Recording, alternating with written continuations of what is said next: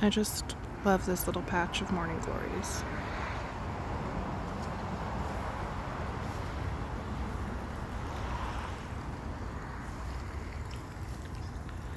This patch, on the other hand, has gotten out of hand. We should have been training it more, so it's all twisted together instead. The tomato plant is wilding out. Sometimes I use other branches and twist the leaves together of the tomato plants to get them together, and other times I use the morning glory to help support the tomato vines. This wasn't intentional. This was a last minute decision because I wanted berries here along this fence line, but I couldn't get that. Not this year, so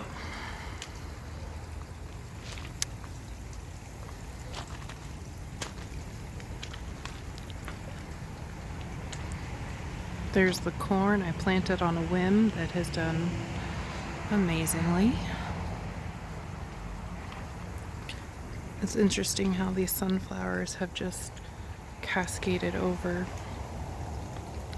I actually have to come through and trim back everything because our irrigation is getting shut off, which means whatever water is in the ground, I need it for what's there that we're gonna eat. This round of mustard seed is coming along nicely. I can already see some bees. I just finished watering it, so honestly, bees being around, plus it's really cold, it's impressive.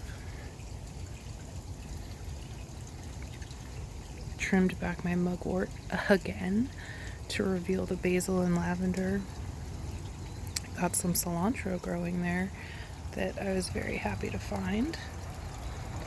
I actually have it back there as well behind that tiny pepper plant, but it's a little weak.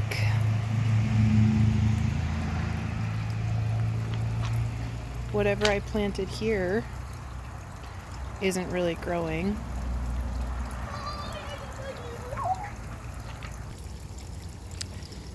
Yeah, I don't know what I planted there. Only a little bit of it's growing in though.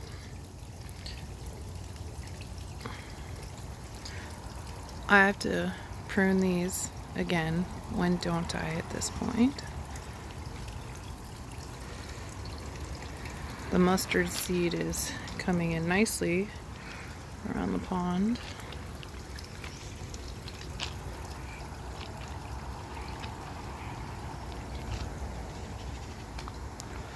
Again, all of this is getting cut back. It's kind of wild to think about because it was so beautiful, but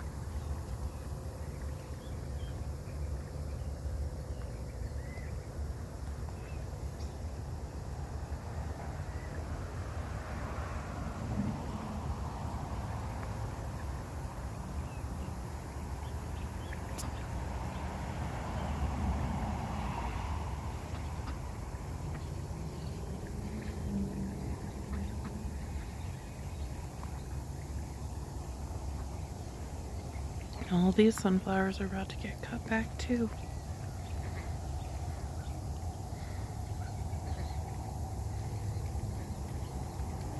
My jack-o'-lantern pumpkins turned out more like pie pumpkins.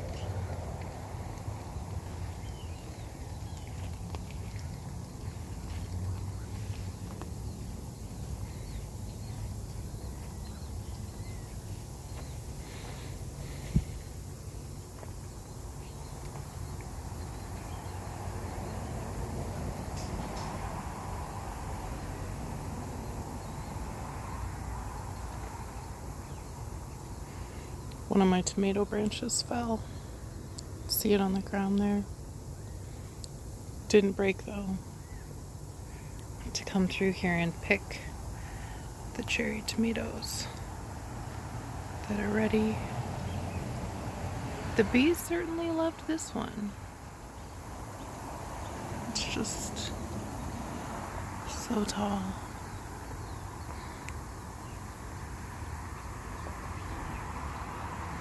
You can see the ducks out in the yard. A good old time with the last bit of irrigation water they'll get. I came through and picked all my pickles, so I've just got some smaller ones on there.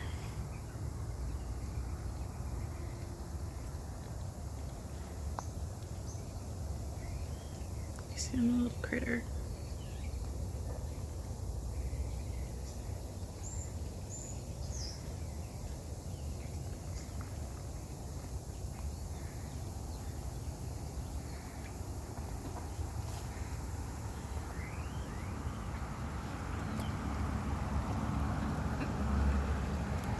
So this is all kale.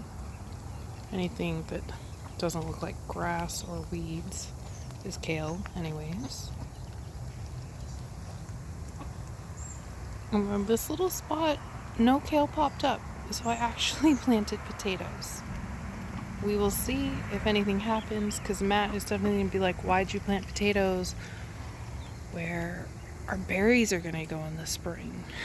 I'm going to be like, experiment.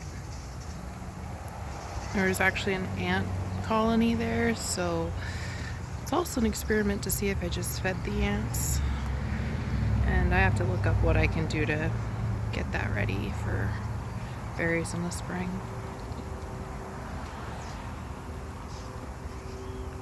There's another one of those critters.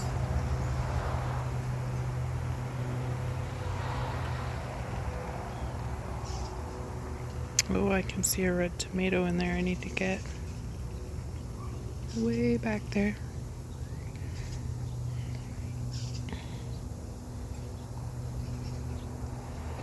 This is all carrot. It'll all get harvested. And this is a weed, but all that on it is like little aphids, and they're just on this weed. And so I'm afraid if I pull the weed, they're gonna go to a plant I care about. And I do know that they feed the ladybugs, and ladybugs are normally all over that, so just left it.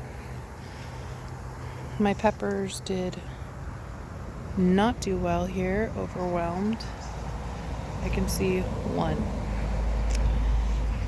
You may have noticed all of my pumpkins starting to turn, not all of them, but you know. And I don't know how I feel about it.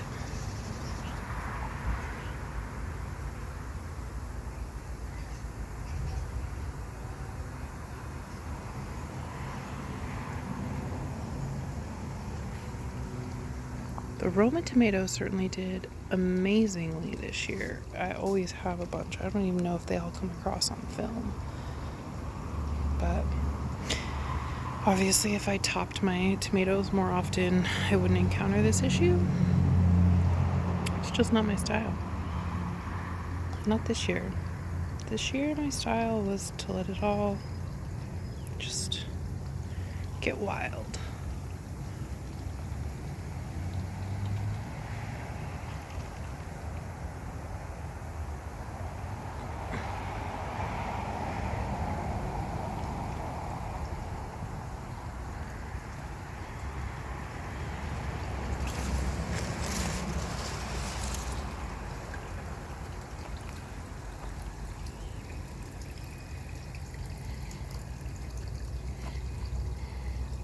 My one bigger tomato.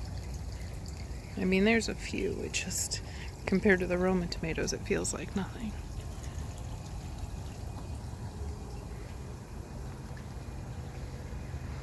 I also picked all my pepper plants when I picked all my pickles. So, nothing to show you there.